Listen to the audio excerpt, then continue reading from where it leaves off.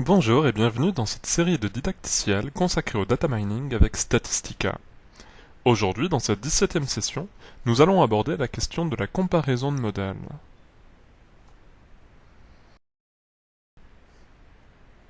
Jusqu'à présent, nous avons préparé les données pour les analyses et utilisé Statistica pour construire des arbres de classification par les algorithmes CART, Shade, par la technique du boosting et par les forêts aléatoires. Dans cette session, nous allons comparer la performance de ces modèles. Nous verrons comment générer le code de déploiement et la manière d'utiliser ce code pour classer de nouveaux individus. Nous verrons enfin comment mesurer la performance des modèles à l'aide des courbes de lift et de gain.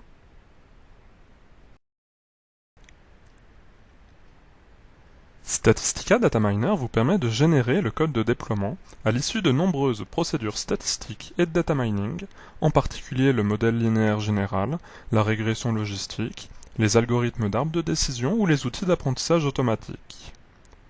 C'est grâce au bouton générateur de code présent dans les boîtes de dialogue de résultats de ces modules que vous pouvez produire ce code. Vous pouvez produire du code Statistica Visual Basic pour un déploiement dans l'espace de travail du data miner, mais également du code C et C++ pour développer votre propre outil de déploiement personnalisé.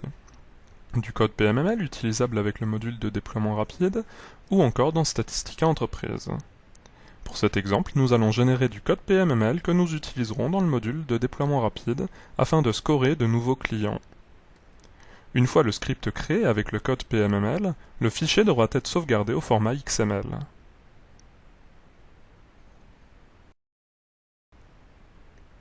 Le module déploiement rapide de Statistica vous permet de charger plusieurs modèles de data mining en même temps. Nous pourrons donc examiner simultanément les modèles CART, Shade, de boosting et de forêt aléatoire construits lors des sessions précédentes. Nous verrons en sortie les prédictions individuelles de chacun de ces modèles, ainsi qu'une prédiction globale déterminée par le vote de tous ces différents modèles. Nous parlerons plus en détail du voting lors de la prochaine session. Les courbes de lift et de gain permettent de comparer la performance des modèles. Ce module de déploiement rapide permet également de réintégrer les prédictions dans le fichier de données de déploiement.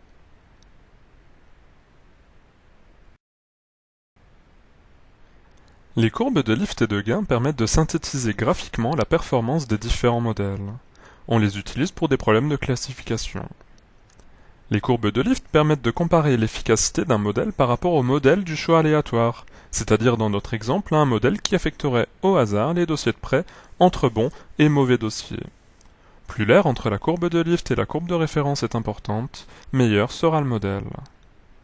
Les courbes de gain représentent la part d'observation correctement classée pour une classe donnée. Le tracé représente ici la catégorie des clients à risque.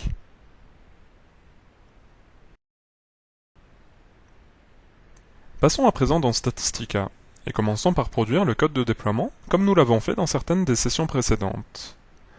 Nous allons créer, rapidement, un modèle carte, en vue de le déployer.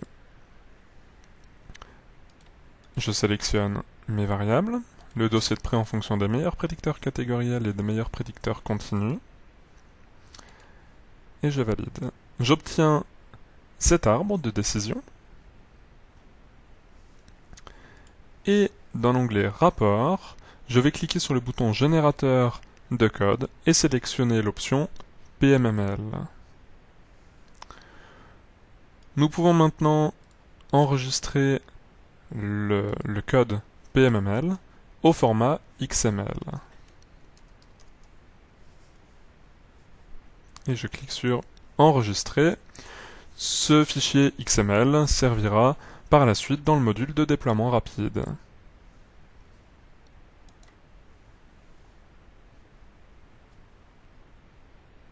Après avoir sauvegardé le code de déploiement des méthodes CART, Shade, du boosting et des forêts aléatoires, nous allons pouvoir utiliser le module de déploiement rapide afin de déployer ce code sur les données de déploiement que nous voyons ici. Commençons par charger les fichiers PMML. Et cochons l'option Inclure les probabilités de prévision en sortie. Je clique sur Synthèse et nous obtenons deux feuilles de données. La première feuille contient les valeurs observées de la variable de sortie dossier de prêt, ainsi que les valeurs prédites et les probabilités associées pour les 4 modèles. La seconde feuille de données contient les taux d'erreur de classement des 4 modèles.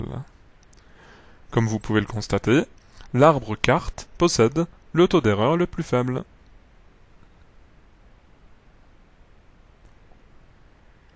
Examinons à présent la courbe de gain pour ces modèles, pour la catégorie des mauvais dossiers.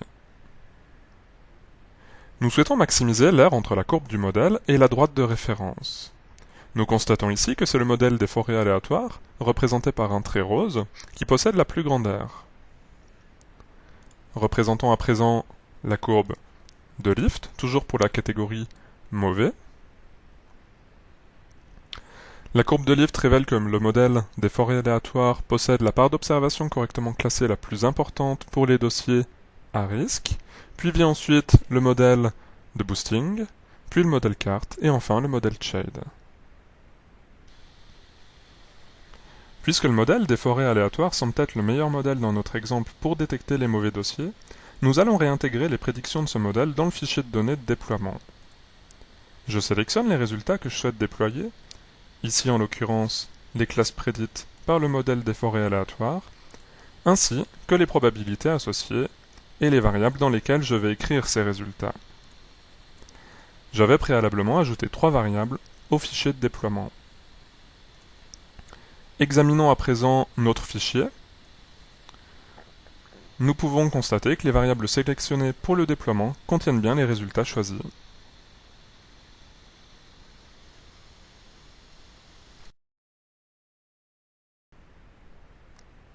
Lors de la prochaine session, nous aborderons la question du voting. Nous passerons ensuite à un nouveau jeu de données pour aborder les problématiques de régression. Pour plus d'informations sur Statsoft et ses produits, et notamment Statistica Dataminer, n'hésitez pas à visiter notre site web statsoft.fr ou nous contacter par téléphone au 01 45 185 999.